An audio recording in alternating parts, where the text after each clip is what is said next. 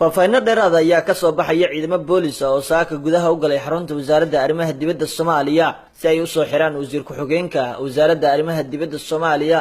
Mukhtaar Mahad Daawud iyagoo watay amar warqad maxkamadeed ilaalada xarunta wasaaradda iyo shaqaalaha ayaa is hor istaagay in ciidamada booliska ee sida gaarka u tababaran ay la baxaan wasiir ku-xigeenka waxaana lagu celiyay albaabka xarunta wasaaradda arrimaha dibadda qalalaase iyo rabshado kooban ayaa ka dhashay dhacdadan iyadoo ilaalada xarunta ay dalbadeen in marka koowaad waraaqad xasaanada looga qaadayo wasiir ku-xigeenka la keeno kadibna maxkamadda ay xirto wasiir ku-xigeenka oo la saaray gaariga ciidamada booliska ay leeyihiin ayaa la sheegay in uu ka dalbaday ciidamada in gaarigiisa uu fuulo si uu u raaco waxaana markii uu koray gaarigiisa uu soo xirtay dhaxda maadaama uu ahaa gaariga kuwa aan xabadu karin xaaladda ismariwaaga ahaa ee ka dhalatay xariga wasiirka ayaa gaartay heer rasaas la isku rido waxaana markii dambe soo farageliyay arinta taliyaha ciidanka booliska Soomaaliya General Bashir Americo oo xarunta tagay iyadoona markii dambe lagu qanciyay ciidamada in ay dib u laabtaan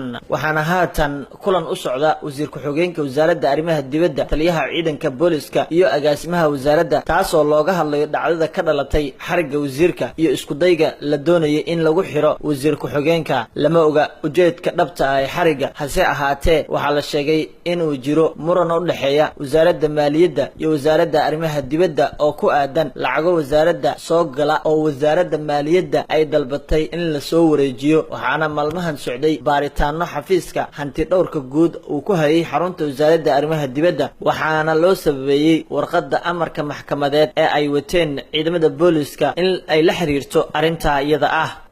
Cabdifataax Maxamuud Jiriye Sharkey Saab TV magaalada Muqdisho.